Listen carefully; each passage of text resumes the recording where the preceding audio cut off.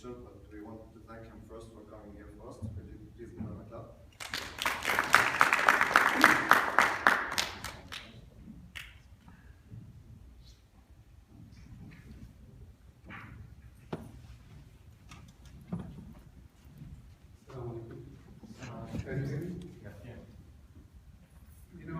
Your friends, they were very energetic that the number is, we don't have many.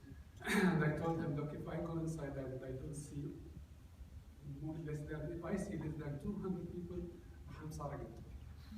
I will tell you how the way you should answer, that each one in that room is equivalent to 100 students.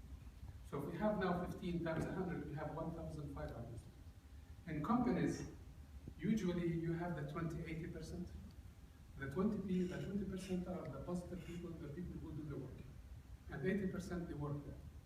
And the company will really collapse if the 20% people leave. For example, at RIT Dubai, you know Khalid, remember Khalid? The guy who was the director of IT at the College of Engineering? You'll be happy. He actually now he's at RIT. That person, he's one of the 20%. If I remove Khalid there, definitely something will go down in that code. And I'm sure many of your faculty are like that. So I would assume that you are the 20%, and 80% are working attendants. So I would like to really thank ASME for inviting me to IELTS. It's a nice feeling to come back after 2 years and to see the students, to see the place, and to feel that you belong.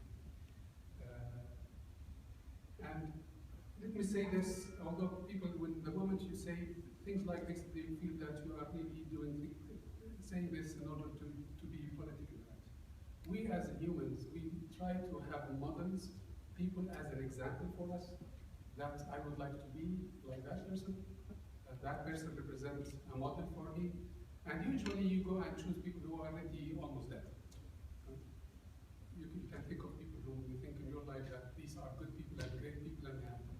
But let me tell you a person who is really living. And if you want to have an example of a person who really cares and makes things through his people and the people living in his environment, think of this leader. He's not here to say that Yousef is saying this to please me. And I'm sure in this room nobody will go out and say, so, Yousef said this about you. I have been in meetings where Sheikh Sultan was there, and really I wish we could have more leaders like him, who are really dedicated, they care, and they have a vision, and really go down to earth in order to serve the needs of people.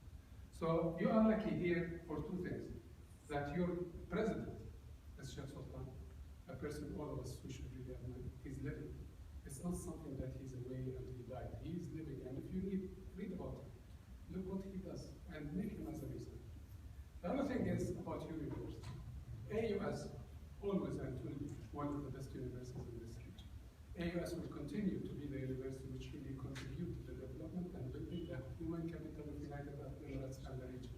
And I am sure you will be a continuation to the people leaving this university. Now, let's do this exercise very quickly. I would like you to relax. And my question to you, and do it, don't just do it. What would you like to achieve 5 years from now? Think about it. Don't answer me. Just answer yourself. What 5 years from now, what do you want to be? My daughter and my son, they have to do the same. I need a different day. You answer? Ask yourself why you want to achieve.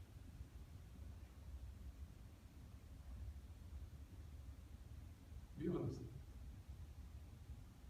Okay, you answer? Why? Now you answer something. Why do you want to achieve that? Continue. So I want, for example, to find a nurse job. Why? Because I want more salary. Why? Continue. Continue, keep asking yourself why. It will take 1-2 minutes. You have an answer? Where I step down. Why?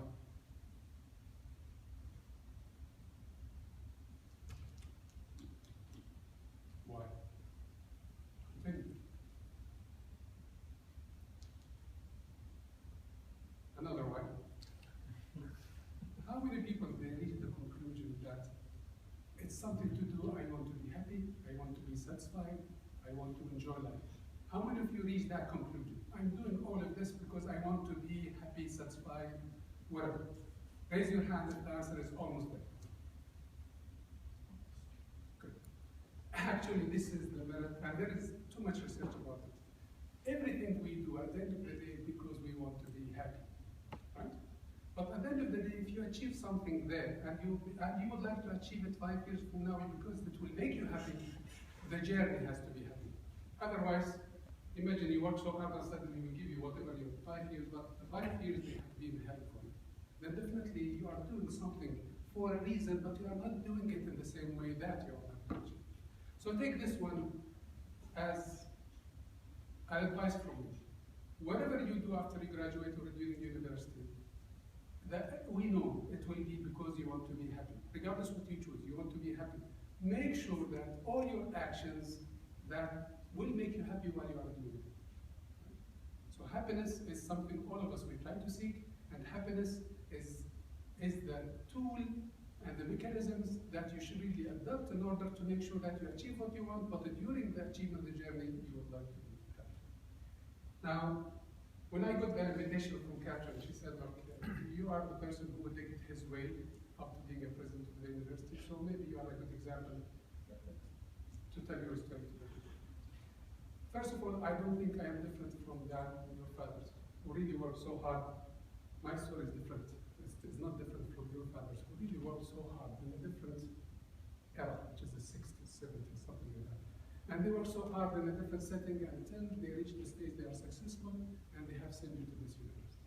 So don't take that my story is different and it's unique. It's not unique, it's not everyone else. And I'm not a professional trainer in motivating people. So this is another thing. So my journey started in Amman when I was a kid. When I was 17, I did a Sussex University in the UK. Then after that, I finished my BS there, then I joined Oxford University, I finished my PhD, then I joined Motivational University, which is in the army. So I spent 2 years in the Jordanian army as part of the national service, but most of it I spent it at Motivational University, which is in the south of Jordan. Then I joined the University of Jordan for 7 years. Then I was lucky, I applied and I was invited to join the American University of Sharjah, which I stayed here for 15 years. And then 2 years ago, I was called by RIT in order to leave their campus in Jordan. And the reason I have chosen not a straight line, because the journey was not a smooth one. And let me give you some examples. And the talk actually is not about me. Later on we'll go into how you will be successful. But at least you will see that in any journey, ask your father. Maybe your father repeated it 17 times to you. That things they were not easy to achieve. Now, people who lived in the MENA region, say Jordan, Lebanon, Palestine, Syria, I'm sure you will relate to this video because it will tell you how these countries they were during the 60s and the 70s, and this is where, when I was, say, the age of anything between 12 and 17.